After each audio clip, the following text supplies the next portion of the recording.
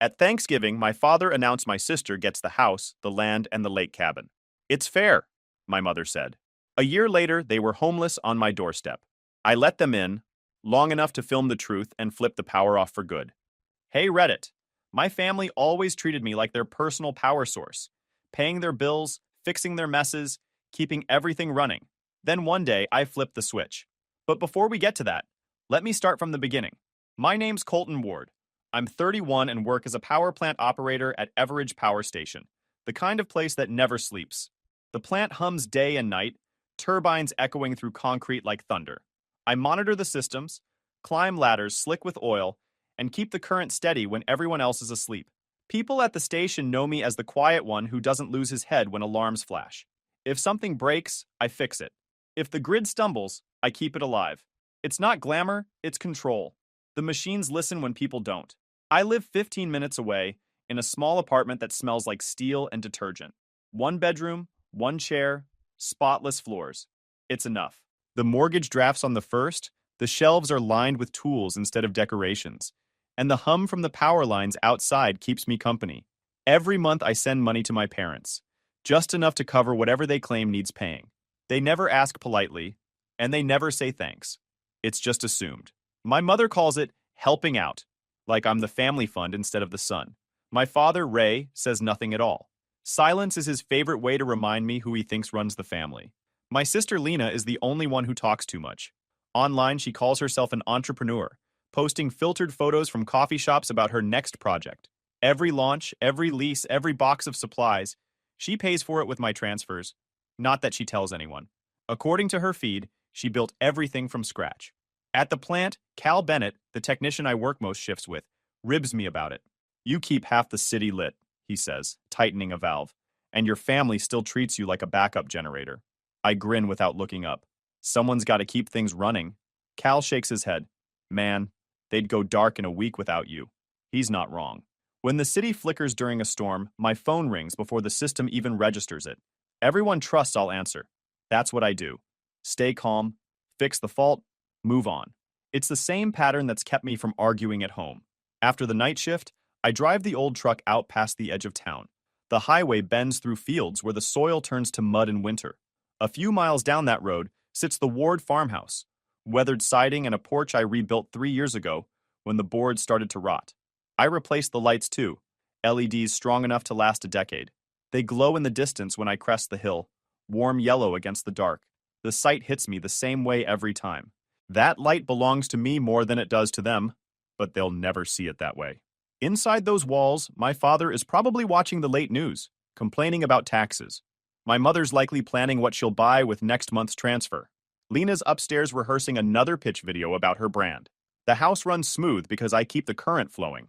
I pull over at the old fence line for a minute, engine idling, the dashboard clock blinking 2:17 a.m. I can hear the low buzz from the power lines stretching across the fields. The same pulse I hear at work follows me everywhere. It's steady, mechanical, predictable. Not like people. When I was a kid, I thought hard work earned respect. I believed fixing things made you part of something. But years of sending money, patching roofs, and staying silent taught me otherwise. Some folks take power for granted until it's gone. I turn the truck around and head back toward the city. The glow from the farmhouse fades in the mirror until it's just another speck on the horizon. Back in the apartment, I hang my jacket on the same hook, check the meters, and listen to the low hum through the walls. The plant's rhythm follows me here. It's comforting in a way family isn't. Machines don't lie, and they don't pretend. Tomorrow's another double shift. Cal will joke again about me being married to the grid. I'll nod and keep working. That's the job. Make sure the current never stops, even when the people closest to you already have. They never said thank you, but I stopped waiting to hear it. Thanksgiving was the only weekend off I'd had in 3 months. I finished my Friday shift, cleaned up, and stopped by the bakery near the plant. I didn't bother cooking. I knew no one at home would notice the difference. The pie box sat on the passenger seat as I drove through the cold back roads toward the farmhouse. By the time I pulled into the driveway, every window was already lit. I could see movement inside, plates clinking, voices overlapping. I was late, but no one had called to ask where I was. When I stepped in, they were already halfway through dinner. My mother looked up first, expression tight. "You finally made it," she said, setting her fork down. "We thought you might have had to work again." "Shift ended early," I said. placing the pie on the counter, brought dessert. Dad didn't look up. He sat at the head of the table, carving what was left of the turkey, while grumbling at the TV mounted on the wall. Worlds full of lazy people, he muttered. Nobody wants to earn anything anymore. Your father's been watching the news again, Mom said with a nervous laugh. You know how he gets. Lena leaned back in her chair, eyes bright with energy that didn't belong in this house. You should have seen the morning rush at my new office, she said, scrolling through her phone. I met with a potential investor this week. Big name, might even get featured online. I took the empty seat across from her. Which business is this one? She rolled her eyes. The wellness company, Colton. I told you about it. Don't tell me you forgot. I remembered perfectly. She'd already asked me twice to invest, though she called it helping family. Dad snorted. Your sister's got vision. You could learn from that, son. You've been stuck in that same place for what, 10 years? 8, I said quietly. Mom smiled like she was trying to keep the peace. Still, maybe your father's right. You're smart, Colton. You could do something bigger than fixing machines. I'm doing fine, I said. The air thickened. Forks scraped plates. Lena kept talking, showing pictures on her phone of an office that looked barely furnished. It's small now, she said, but we're expanding. I might hire staff by next quarter. Dad nodded proudly, not even looking at the screen. That's what ambition looks like. I stayed quiet, eating slowly. The house smelled like roasted vegetables and detergent. Every word around the table landed like a tap hammer. Polite, but meant to bruise. Mom glanced at me again. You look tired. You're not working nights again, are you? Most of them, she sighed. That can't be good for you. You should think about settling down somewhere quieter. I like the city. Dad grunted. You like being alone. That's not the same thing. The words slid out of him like habit. I didn't respond. There was no point. Dinner kept going. A slow argument disguised as conversation. They asked questions they didn't care to hear answered. Lena talked over me. Mom smiled through every interruption. Dad lectured about men who waste their best years chasing paychecks. Then it happened. Dad put down his fork, cleared his throat, and said, We've been talking, your mother and I. We've made a decision about the family properties. Mom straightened like she already knew the speech by heart. The house, Dad continued, the land, and the cabin up at Brook Lake. We're putting them under Lena's name. Papers were recorded last week. The clatter of cutlery stopped. Even the TV seemed quieter. I looked at him, then at Mom. She didn't meet my eyes. It's fair, she said softly. You have your job, your apartment, your own life. She needs help getting started. Lena's smile was small, smug. It just makes sense. You don't even like being out here anyway. I stared at my plate.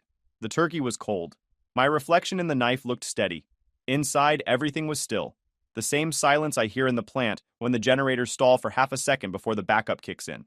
Dad leaned back, satisfied. We figured it's best to handle things now instead of later. Fewer problems that way. Right, I said. My voice came out calm, almost detached. Smart move. Lena laughed lightly. Don't be weird about it, Colton. You've got your own place. I'm just keeping the family legacy alive. I stood, pushed my chair back slowly. Thanks for the meal. Mom looked up, confused. You're leaving already? I've got work in the morning. Dad frowned. You can't stay an hour and be thankful? I glanced at him. I am. I walked to the kitchen, grabbed my jacket, and stepped outside before anyone could say more. Behind me, I heard Mom call my name. Then Lena's voice. Sharp, mocking. He's always been dramatic. The door clicked shut. The air outside was cold and sharp. The fields were dark, except for the farmhouse lights glowing warm behind the curtains.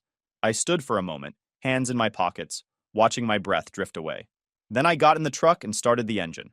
The drive back to the city was quiet. No radio, no music. Just the steady hum of the power lines tracing the road. My kind of company. By the time I reached the apartment, the pie was still in the passenger seat, untouched. I carried it upstairs and set it on the counter. I didn't feel angry, just clear.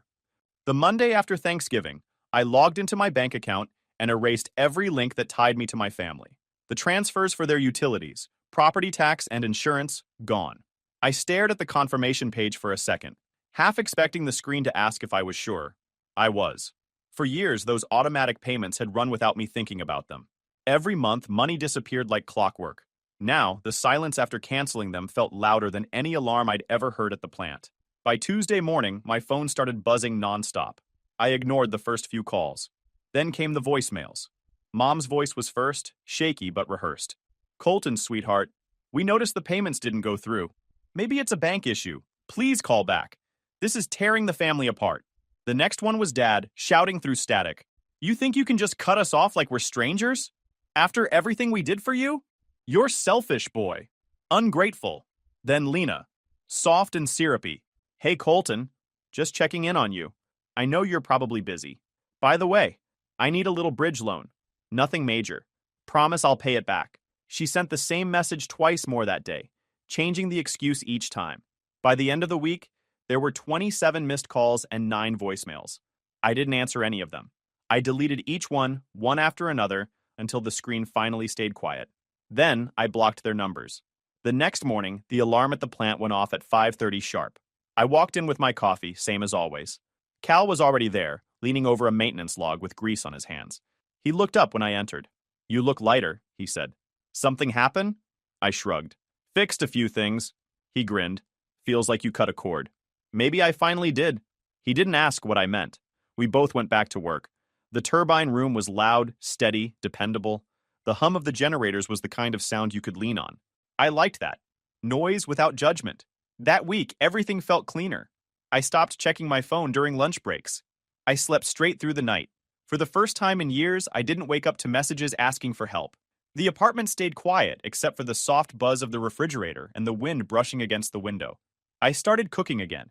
Simple meals, nothing fancy, just something I made for myself. On nights off, I took apart old motors in the corner of my living room, machines I'd salvaged from the plant scrap pile. There was a peace in seeing how every piece fit, how every wire had its place. Sometimes I caught myself wondering what they were doing back at the farmhouse. Whether the power was still on, if the bills were piling up, if Lena's wellness company had already folded. The thoughts didn't sting. They just passed through, like distant static. Cal noticed I was quieter, but not in the old way. More focused. He said I worked like a man with nothing left to prove. One night, during the graveyard shift, we were outside doing a system check. The cold air carried the sound of the high-voltage lines overhead. A low, endless hum. Cal looked up and said, You ever notice how that sound never really stops?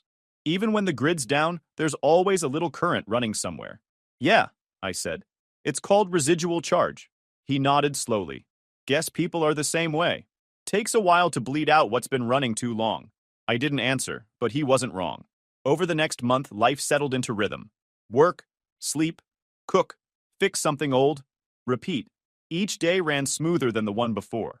I wasn't angry, and I wasn't waiting for anything. I just unplugged from the circuit that kept burning me. But the thing about shutting off power is that it doesn't stay still.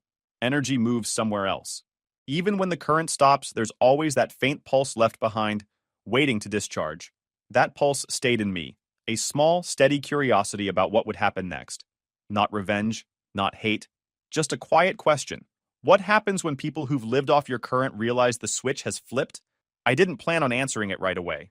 I just waited, steady as the turbines turning in the dark, listening to the hum fade bit by bit until there was only silence. It was close to midnight when my phone rang. I almost ignored it, assuming it was another wrong number or a work call. Then I saw the name, Clara Hastings, my mother's mother. I hadn't heard her voice in months. A nurse answered when I picked up. She said Clara was in hospice, not doing well, and asking for me. I told her I'd come by after my shift. By the time I got there, the halls were quiet. The smell of antiseptic and something faintly sweet hung in the air. Her room light was dim, one lamp glowing in the corner. She looked smaller than I remembered. Skin pale, hands folded neatly over a thin blanket. But when I stepped in, she opened her eyes and smiled. You still keep your promises, she said softly. I knew you'd come. I pulled a chair closer to the bed. How are you feeling? Like someone running out of charge, she said, smiling again. Her voice was weak but clear. But I wanted to see you before I go. I nodded, unsure what to say.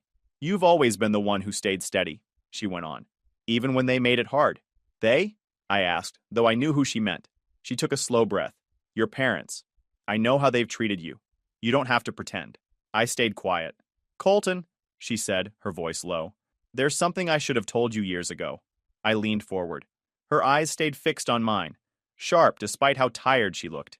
You're not Ray's son, she said. The room went silent. I thought I'd misheard. She kept talking. Elaine had an affair. Before they married, she was young, confused. When she found out she was pregnant, Ray married her anyway. But he knew. He's known your whole life. I sat still, trying to keep my breathing steady. That's why he's been the way he is with you, she whispered. He took his anger out on the wrong person. You were just a reminder he couldn't ignore. I stared at the wall for a long moment. The faint hum of the hospital machinery filled the silence. Did Mom ever say anything? She begged me not to, Clara said. Said it would ruin everything. She thought if she stayed quiet, he'd forgive her. But he never did. He just turned that resentment toward you. My jaw tightened. So she let him? Clara closed her eyes briefly. She told herself it was for the family's peace. But peace built on lies doesn't last. She looked up again, her voice barely above a whisper. I'm sorry I didn't tell you sooner. You deserve to know. I nodded slowly. You don't need to be sorry. Her hand trembled as she reached for mine. Promise me something. Don't carry their anger. You've done enough for people who only take. I squeezed her hand gently. I promise. She smiled faintly. Good boy. Then she nudged her chin toward the nightstand. Top drawer, she whispered. Inside was a folded page in her handwriting. If anyone argues later, give this to Henry, she said. It says what needs saying. That was the last time she was awake when I visited. A few days later, the nurse called again. She was gone. The funeral was small, held on a cold morning with thin lights spilling across the fields. Only Uncle Henry and I stood by the grave. The others didn't come. Mom sent flowers and a short message about not feeling up to travel. Henry was quiet through the service, coat collar turned up against the wind. When it ended, he lingered while the others drifted away. He turned to me. She talked about you a lot, you know. You said you were the only one who never stopped showing up. She didn't have to say it, I replied. He nodded. Still, you should hear it. You worked harder than any of them. Don't let their noise drown you out. I won't. He gave my shoulder a light pat. Good. Because you're better than the mess they built. I handed him the letter Clara left in her nightstand. He tucked it into his coat without opening it. When he left, I stayed behind for a few minutes, watching the wind move through the dry grass. I thought about what Clara had said, that peace built on lies doesn't last. The pieces of my life fell into place like switches flipping in sequence. My father's distance, my mother's guilt, Lena's entitlement. It all connected. The drive back to the city felt different. The road was the same, the fields the same, but the silence inside the truck wasn't empty anymore. It buzzed, faint but steady, like a live wire humming behind the wall. By the time I reached the city limits, I knew one thing for sure. My family had built their world on short circuits, faulty connections, crossed lines, constant sparks. And all this time, I'd been the one trying to keep the system from burning out. I gripped the steering wheel and exhaled slowly. The truth didn't fix anything, but it made everything make sense. You can't fix a family built on short circuits. A year passed after Clara's funeral. Work stayed steady, quiet, predictable, just how I liked it. The power station never changed. Machines didn't lie, didn't guilt, didn't play games. That night, I drove home from a 14-hour shift. My clothes smelled like steel and dust. When I turned into my parking lot, I saw 3 figures under the streetlight, surrounded by luggage. My first thought was that I had the wrong building. Then I saw them clearly. Mom, Dad, and Lena. Mom waved, already crying. Dad's arms were crossed, his expression locked between frustration and authority. Lena stood off to the side, scrolling on her phone like she'd rather be anywhere else. I didn't get out right away. I sat there with the engine idling, letting the headlights rest on them. They didn't move. Finally, I killed the engine and stepped out. Mom spoke first. Colton, thank God you're home. The house needs repairs. We can't stay there until it's fixed. Dad added, bunch of crooks called themselves contractors. Ruined the plumbing. It's a disaster. Lena sighed dramatically. We've been driving all day. We just need a place to crash until everything's handled. I looked at their luggage, 2 suitcases each, a cooler, even a blanket roll. They weren't visiting. They were moving in. I didn't say anything for almost a minute. Just stood there, arms folded, watching them squirm. Then I said, 1 week, then you're gone. Mom exhaled in relief, wiping her eyes. Thank you, sweetheart. We knew you'd understand. Dad grumbled something about family sticking together. Lena smirked like she'd just won something. Inside, they moved fast. Within an hour, Mom had unpacked kitchen boxes and started rearranging shelves. She complained that I didn't have proper storage. Dad sat on the couch, turned on the TV, and judged every piece of furniture I owned. You make good money. You couldn't spring for something better than this? Lena took over my small desk, opened my laptop, and started typing emails. Just some work, she said. Don't worry, I'll log out. She didn't. By the next morning, the apartment felt smaller. The air smelled like Mom's perfume, and Dad's cologne. I came out of my room and found a list taped to the fridge, Mom's handwriting. Groceries we need. Underneath were things I never bought, all brand names. At work, Cal noticed I looked tense. You okay? Got company? I said. Family? Unfortunately. He grimaced. You letting them stay? For now. That night, I stopped at the hardware store before heading home. Bought a small camera, nothing expensive, the kind meant for apartments. I mounted it in the living room near the smoke detector. For security, I told Mom when she asked. She nodded, unconcerned. That night, I disabled the status light in the app and hid the feed behind a calculator icon. Nobody noticed. Over the next few days, the footage filled up quick. Mom snooped through drawers and opened my mail. Dad called relatives on speakerphone, complaining that I owed them gratitude for raising such a stubborn kid.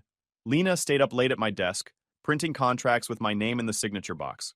I saw it all in crisp resolution. She was filing a business loan application under my name. She didn't even try to hide it. I didn't say a word. By the third day, they'd completely taken over. Mom replaced my towels with hers because yours are too rough. Dad adjusted the thermostat to his liking. Lena invited a friend over to see the place. When I got home, they were sitting on my couch eating takeout and watching a show like it was their living room. That night, I downloaded every clip from the camera, labeled and sorted by date. Then I copied them all onto a flash drive. In thick black marker, I wrote one word across the label. Proof. On my way to work, I locked it in my plant locker. Hard copy in case the cloud failed. The next evening, Cal dropped by after his shift to return a wrench I'd left in the truck. When he walked in and saw the mess, the boxes, the noise, the extra shoes by the door, he raised his eyebrows. Man, you weren't kidding, he said quietly. Mom was in the kitchen humming, reorganizing my spice rack. Dad was half asleep on the couch, boots still on. Lena was pacing the hallway on her phone, complaining loudly about deadlines. Cal leaned close. You're letting them live here? Just long enough, I said. For what? To show them who they are. He didn't reply. He just nodded slowly, then handed me the wrench and left. That night, I sat at the table, watching the live feed in a tiny window on my phone. The noise of the TV, the hum of the fridge, the faint sound of Lena's voice from the other room, all of it blended into one steady buzz. I'd spent years being their power source. Now I was just recording how they used it. The week dragged on like a bad shift. By Friday, my apartment didn't feel like mine anymore. Their voices filled every corner. Mom had unpacked boxes I didn't even know she brought. Dad treated the couch like a throne, and Lena had spread her things across the kitchen table like it was her personal office. Mom caught me heading out that morning. Colton, I'll need a copy of your keys, she said, holding out her hand like it was already decided. For emergencies. I looked at her. What kind of emergencies? You never know, she said. What if we get locked out? I'll risk it, she frowned. You don't trust your own mother? I didn't answer. She took that as a yes. Dad called out from the living room. We've been talking about expenses, he said. Groceries, gas, all that. You should start covering more since we're between places. You mean since you're living in mine, I said. He looked up from the TV. Don't take that tone. Family helps family. Yeah, I said. They do. Lena walked in just then, on her phone. Oh, don't mind him, she said to whoever was on the line. My brother's just grumpy from work. I've been helping him get organized since I moved in. She winked like it was all some private joke. I went to my room without another word. That night, we ate dinner together. Mom talked about redecorating. Dad complained about the noise from the street, and Lena scrolled through her messages, bragging about a business deal that was supposedly about to close. I ate quietly, nodding when I had to. Colton, Mom said, breaking the silence, you really should think about upgrading your place. Maybe move to a house, somewhere with space for all of us. Dad chuckled. Don't put ideas in his head. He can barely handle this apartment. Lena laughed too. He'll figure it out once he listens to me for once. I smiled slightly. You're probably right. They didn't notice the tone. They never did. After dinner, I went to my room, opened my laptop, and uploaded every file from the camera and the copied documents from Lena's forged loan application. Then I attached them all to an email addressed to Uncle Henry. The subject line was simple. Hold this. No message, no explanation. Just the files. When the upload finished, I shut the laptop and leaned back in the chair. The hum of the power lines outside seeped through the thin walls. I'd heard that sound every day of my life. It was steady, precise, dependable. Unlike them. The next morning, I called a real estate contact from the plant's maintenance team, a guy who handled private sales for employees. I told him I needed to close quickly. Title work was straightforward. No other names on the deed, and the mortgage payoff would clear at closing. He found a buyer within hours, a small logistics company looking for staff housing, and we set closing for midweek. The rest of the weekend, I kept up the routine. Work, home, silence. Mom filled the fridge with things I didn't eat. Dad adjusted my chair to fix it, leaving it worse. Lena spent hours talking on speakerphone about her business growth. I watched it all like someone monitoring a flickering control panel, knowing it would short out soon, just waiting for the right moment. On Sunday, I came home from work and found them watching a family movie. My mother had made popcorn. Dad had his feet on the coffee table. Lena was painting her nails, right on the armrest. They looked comfortable. Too comfortable. Mom turned. We were thinking we could stay a few more weeks until the house is done. I nodded. Sure. Her face brightened. Really? Of course, I said. Lena laughed. Told you he'd come around. I went to my room and started packing. Quiet, efficient, no wasted motion. I filled 2 duffel bags and 1 toolbox, stacked them by the door, and sat for a moment looking at the blank screen of my laptop. The next morning before dawn, I loaded the bags into my truck. The city was still dark, only the streetlights humming like tired engines. Inside, the apartment was silent. My family slept, unaware. I walked through each room once. The kitchen smelled like coffee and dish soap. The living room was cluttered with their things, jackets, shoes, half-empty mugs. I didn't touch any of it. I left the deadbolt off, set my keys on the counter, and opened the breaker panel. I flipped the unit's main. The lights blinked once and went out. The refrigerator clicked off. The hum died completely. I stood there for a few seconds, listening to the absolute silence that followed. Outside, the sky was turning gray. I walked down the stairs, got into the truck, and started the engine. In the rearview mirror, my place sat dark, one dead square in a building that kept shining. Some power cuts aren't accidents. By sunrise, I was already on the highway, the sky a dull gray strip over the fields. The truck rattled with every bump, boxes shifting in the back. My apartment, their apartment now, was behind me, dark and silent. I didn't look back. I reached the plant early, showered, changed into my uniform, and started my shift like it was any other morning. The turbines were steady, the panels green. No alarms, just calm. I worked through the morning with the same quiet rhythm I always had, but every few hours I glanced at my phone, waiting. By Wednesday around 9 a.m., a news notification lit my phone. Police called to remove trespassers from a downtown apartment. The photo was my building. The new owner had shown up with the recorded deed and a no-occupancy affidavit I'd signed. When my family refused to leave, the officers treated it as trespass, not a tenant dispute. By the time I stepped out for lunch, the video was already online. It showed everything. The new owners opening the door, Mom's shriek echoing down the hallway, Dad's voice booming as he shouted at the officers.